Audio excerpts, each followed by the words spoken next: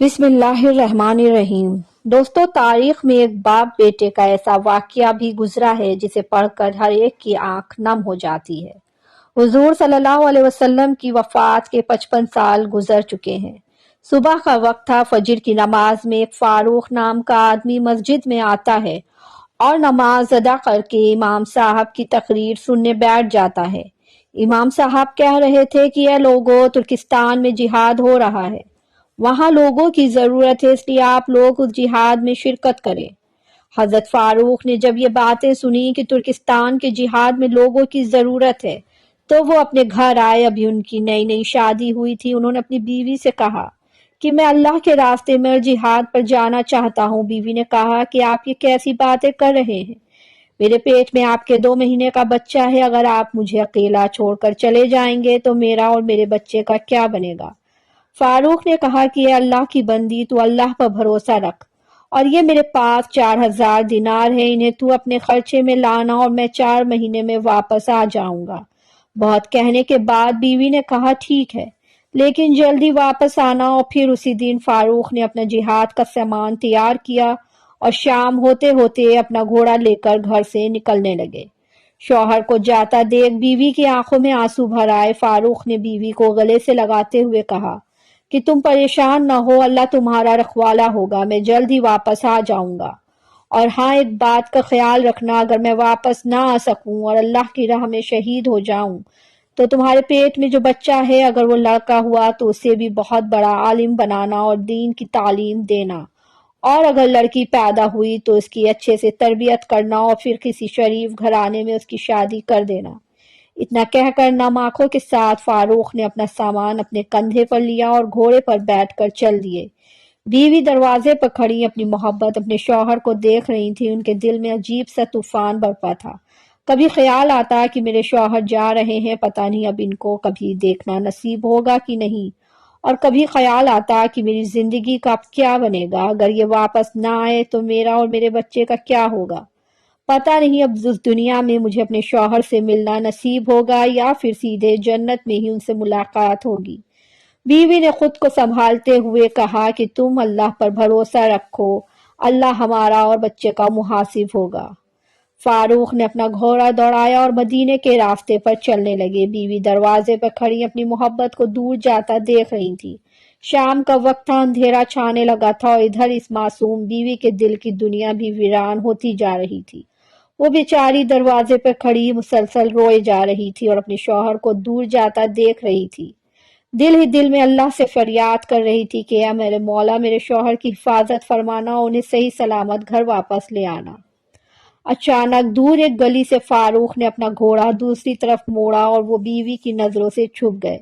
ادھر بیوی دروازے کے پاس ہی بیٹھ کر سسک سسک کر رونے لگی۔ اسے کچھ سمجھ نہیں آ رہا تھا کہ اب اس اکیلے گھر میں کریں کیا۔ دن گزرتے گئے، ایک دن گزرا، ایک ہفتہ گزرا، ایک مہینہ گزرا، اور اسی طرح 4 مہینے گزر گئے۔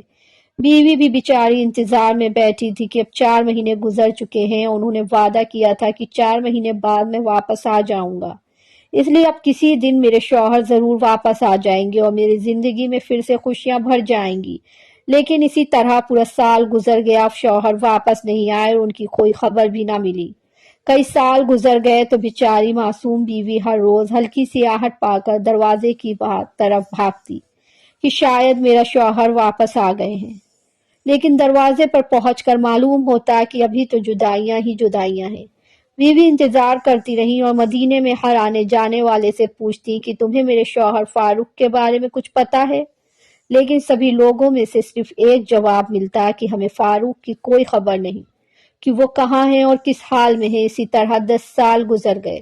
اب تو امید بھی ٹوٹ چکی تھی۔ بیوی نے بھی سمجھ لیا تھا کہ شاید میرے پیارے شوہر اللہ کی راہ میں شہید ہو گئے ہیں، اب دنیا میں مجھے ان سے ملنا نصیب نہیں ہوگا، اس لیے جنت ہی میں ان سے ملاقات ہوگی۔ فاروق کے گھر ایک لڑکے کی پیدائش ہوئی۔ ان کی بیوی نے اس لڑکے کی بہت اچھے سے تربیت کی اور اسے بہت بڑا عالم بنایا، کہ یہاں تک کہ امام مالک جیسے لوگ اس لڑکے کے شاگرد بنے۔ اس کا نام ربیعہ تھا۔ زمانہ گزرتا گیا، شوہر کو گئے ہوئے 27 سال گزر چکے تھے، ان کے واپس آنے کی کوئی امید بھی نہیں تھی۔ لیکن ایک رات وہ بھی آتی ہے کہ وہی فاروق ترکستان سے اپنے گھر کی طرف واپس لوٹتے ہیں۔ آج سے 27 سال پہلے جب یہ فاروق جہاد کرنے گئے تھے تو ایک جوان لڑکے تھے، لیکن اب جب واپس اپنے گھر آ رہے ہیں تو بوڑھے ہو کر ہڈیوں کا ڈھانچہ بن چکے ہیں۔ فاروق کو بیوی بچوں کی یاد ستا رہی تھی، اس لیے اپنا گھوڑا لیا اور مدینے کی طرف چل دیے۔ ہر قدم پر فاروق کے دل میں ایک ہی خیال تھا کہ پتہ نہیں میری بیوی زندہ ہوں گی یا نہیں، پتہ نہیں میرے جانے کے بعد میرے گھر کوئی بچہ پیدا ہوا تھا یا نہیں، پتہ نہیں اب میرا گھر مدینے میں موجود ہوگا یا پھر بیوی نے اسے بیچ کر کہیں اور رہنا شروع کر دیا ہوگا، کیونکہ 27 سال گزر چکے ہیں۔ یہ سارے سوالات حضرت فاروق کے دماغ میں گھوم رہے تھے اور رات کے اندھیرے میں ان کا گھوڑا مدینے کی طرف دوڑتا جا رہا تھا۔ رات کے 3 بج رہے تھے، فاروق کا گھوڑا مدینے کے اندر داخل ہوا۔ ہر طرف سناٹا ہی سناٹا تھا، لیکن فاروق کے دل میں ایک طوفان برپا تھا۔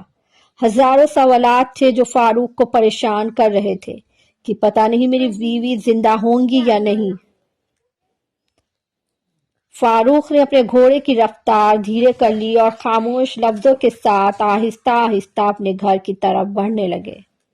چلتے چلتے اپنے گھر کے پاس پہنچ گئے۔ رات کا وقت تھا، گھر کی دیواریں زیادہ اونچی نہیں تھی، اس لیے فاروق نے اپنے گھوڑے کو ایڑ لگائی اور گھوڑا چھلانگ لگا کر گھر کے آنگن میں جا کھڑا ہوا تھا۔ ایک نوجوان لڑکا بیچ آنگن میں چرپائی پر لیٹا سو رہا تھا۔ جب گھر میں کسی کی آہٹ ہوئی تو وہ لڑکا اٹھ بیٹھا۔ اس نے دیکھا کہ اس کے گھر میں ایک اجنبی آدمی ہاتھ میں تلوار لیے کھڑا ہے۔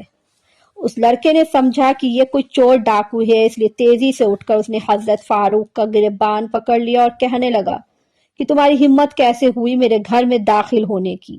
تم کون ہو؟ جب اس لڑکے نے تیز آواز میں فاروق سے پوچھا کہ تم کون ہو تو فاروق بہت زیادہ ڈر گئے اور ہاتھ جوڑ کر کہنے لگے کہ بیٹا مجھے معاف کر دو، میں غلط گھر میں آ گیا، میں سمجھا کہ یہ میرا گھر ہے۔ اس لڑکے نے کہا واہ بوڑھے دادا جی، چوری اور اوپر سے سینہ زوری، ایک طرف میرے گھر میں بھی بغیر اجازت پھاند کر آ گئے ہو اور اوپر سے کہہ رہے ہو کہ یہ میرا گھر ہے۔ تمہیں شرم نہیں آتی کہ اتنے بوڑھے ہو کر کے مسلمانوں کے گھر میں رات میں بغیر اجازت پھاندتے ہو؟ فاروق بہت بوڑھے ہو چکے تھے اور جسم پر جھریاں پڑ گئی تھیں، اس لیے اس نوجوان لڑکے کی گرجتی آواز سن کر وہ کانپنے لگے اور ہاتھ جوڑ کر کہنے لگے کہ بیٹا مجھے معاف کر دو، مجھ سے بہت بڑی غلطی ہو گئی ہے، میں ابھی تمہارے گھر سے واپس جاتا ہوں، مجھے چھوڑ دو۔ لیکن اس لڑکے نے ان کا گریبان پکڑتے ہوئے کہا کہ ایسے کیسے واپس جاؤ گے؟ میں تمہیں حاکم کے پاس لے کر جاؤں گا اور سزا دلواؤں گا تاکہ دوبارہ تم کسی مسلمان کے گھر میں پھاندنے کی ہمت بھی نہ کر سکو۔ آواز سن کر ماں بھی اٹھ گئی تھی۔ اس نے اپنے لڑکے سے کہا کہ ارے بیٹا انہیں چھوڑ دو، یہ بوڑھے آدمی ہیں، غلطی ہو گئی ہوگی، انہیں جانے دو۔ لیکن لڑکے نے کہا کہ نہیں ماں، میں انہیں نہیں جانے دوں گا۔ شور سن کر محلے والے بھی جمع ہو گئے اور امام ملک رحمۃ اللہ علیہ بھی آ گئے۔ امام ملک رحمۃ اللہ علیہ کو دیکھ کر سارے لوگ پیچھے ہٹ گئے۔ امام ملک نے آگے بڑھ کر فاروق سے پوچھا کہ دادا جی آپ کون ہیں اور اس طرح رات میں کسی کے گھر میں کیسے گھس گئے؟ حضرت فاروق نے جواب دیا کہ بیٹا میں بوڑھا ہو چکا ہوں، میری نظر کمزور ہے، اس لیے مجھ سے یہ غلطی ہو گئی ہے، میں نے سمجھا کہ یہ میرا گھر ہے۔ امام ملک نے پوچھا کہ دادا جی آپ کا کیا نام ہے اور آپ کہاں کے رہنے والے ہو؟ مدینہ کے تو نہیں لگتے۔ فاروق نے کہا کہ بیٹا میں مدینہ ہی کا رہنے والا ہوں اور آج سے 27 سال پہلے میں ترکستان جہاد پر چلا گیا تھا اور آج واپس لوٹا ہوں، میرا نام فاروق بن عبد الرحمن ہے۔ گھر کے اندر سے فاروق کی بیوی یہ سب جھگڑے خاموشی سے سن رہی تھی، لیکن جیسے ہی اس بوڑھے دادا کی زبان سے سنا کہ میرا نام فاروق ہے تو گھر کی چھت سے کھڑکی کھول کر اپنے شوہر کو دیکھا۔ بیوی کو اپنے شوہر کے بوڑھے چہرے میں وہی جوان چہرہ نظر آنے لگا۔ ایسا لگ رہا تھا کہ زمانے کروٹ بدل کر پھر سے 27 سال پیچھے چلا گیا، اور وہی فاروق جو اپنی بیوی کو چھوڑ کر جہاد میں اللہ کے خاطر جا رہے تھے، وہ سارا منظر بیوی کی نظروں کے سامنے چھا گیا، اور بیوی نے چیختے ہوئے اپنے لڑکے ربیہ سے کہا کہ اے ربیہ، اس آدمی کا گریبان چھوڑو۔ حضرت ربیہ نے گھبرا کر اپنی ماں کی طرف دیکھا تو ماں نے کہا بیٹا تجھے پتا بھی ہے کہ یہ کون ہے؟ حضرت ربیہ نے کہا کہ ماں مجھے تو نہیں پتا کہ یہ بوڑھے دادا کون ہے۔ ماں نے کہا بیٹا یہ تیرا باپ ہے جس کے بارے میں تو ہر رات مجھ سے پوچھا کرتا تھا کہ اماں جان میرے بابا کہاں ہیں اور کب آئیں گے۔ یہ سن کر حضرت ربیہ اپنے باپ کے پیروں پر گر پڑے اور باپ کو پکڑ کر رونے لگے۔ فاروق نے اپنے بیٹے کو گلے سے لگا لیا اور پھر باپ بیٹے ایک دوسرے سے مل کر بہت روئے۔ ماں نے دروازہ کھولا اور فاروق اپنے بیٹے کے ساتھ گھر کے اندر گئے۔ صبح کے 4 بج چکے تھے، 1 گھنٹہ باتوں میں گزر گیا اور فجر کی اذان ہونے لگی۔ فاروق نے اپنی بیوی سے پوچھا کہ جہاد پر جاتے ہوئے میں نے تمہیں 4000 دینار دیے تھے، تم نے ان کا کیا بنایا؟ بیوی نے کہا کہ وہ 4000 دینار محفوظ رکھے ہیں، آپ پہلے مسجد نبوی میں جا کر فجر کی نماز پڑھائیں۔ حضرت ربیعہ پہلے ہی مسجد جا چکے تھے۔ فاروق تھوڑی دیر میں سے مسجد میں پہنچے تو ایک بہت بڑا مجمع پہلے سے مسجد نبوی میں موجود تھا۔ فاروق نے پیچھے کھڑے ہو کر جماعت کے ساتھ فجر کی نماز پڑھی اور پھر نماز کے بعد کیا دیکھتے ہیں کہ امام صاحب اپنی جگہ پر گھوم کر بیٹھ گئے ہیں اور بڑے بڑے علماء اکرام کہ امام ملک جیسے لوگ ان امام صاحب کو گھیر کر بیٹھ گئے اور پھر امام صاحب لوگوں کو حدیث کا درس دینے لگے۔ فاروق کی آنکھوں کی روشنی کمزور ہو گئی تھی، اس لیے وہ امام صاحب کو پہچان نہیں پائے اور پیچھے ہی بیٹھ کر سارے لوگوں کے ساتھ حدیث کا درس سننے لگے۔ جب درس مکمل ہوا تو فاروق نے بغل میں بیٹھے ایک آدمی سے پوچھا کہ بھائی، یہ اتنا بڑا عالم محدث کون ہے کہ جو اتنے سارے لوگوں کو حدیث پڑھا رہا ہے اور اس کے درس میں امام ملک جیسے لوگ بھی شاگرد بن کر ادب سے بیٹھے ہیں؟ اس آدمی نے کہا کہ دادا جی آپ انہیں نہیں جانتے؟ فاروق نے کہا کہ بیٹا مجھے تو نہیں پتا کہ یہ کون ہے۔ اس آدمی نے کہا کہ لگتا ہے آپ مدینے میں نئے نئے آئے ہو۔ فاروق نے کہا کہ ہاں بیٹا میں آج ہی مدینہ آیا ہوں، لیکن میں رہنے والا مدینہ ہی کا ہوں۔ اس آدمی نے کہا دادا جی یہ اس وقت کے سب سے بڑے عالم ربیعہ ہیں۔ فاروق نے پوچھا کہ بیٹا اس کے باپ کا کیا نام ہے؟ اس آدمی نے جواب دیا کہ ان کے باپ کا نام فاروق ہے، جو آج سے 27 سال پہلے اللہ کی راہ میں جہاد کے لیے چلے گئے تھے اور شاید وہیں شہید بھی ہو گئے۔ یہ سن کر فاروق بہت زیادہ خوش ہوئے کہ میرا لڑکا اتنا بڑا عالم بن چکا ہے۔ گھر آئے اور بیوی کو گلے سے لگا لیا اور کہا کہ تو نے میری تمنا پوری کر دی، میں خود تو نہیں پڑھ پایا لیکن تو نے میرے بچے کو اتنا پڑھا دیا کہ آج وہ امام ملک جیسے لوگوں کا استاد ہے۔ بیوی نے کہا کہ آپ نے جو پوچھا تھا کہ وہ 4000 دینار کہاں ہیں تو میں نے وہ سارے دینار تمہارے اسی بیٹے کو پڑھانے میں لگا دیے۔ فاروق نے کہا کہ حقیقت میں تم نے میرے پیسے برباد نہیں کیے ہیں۔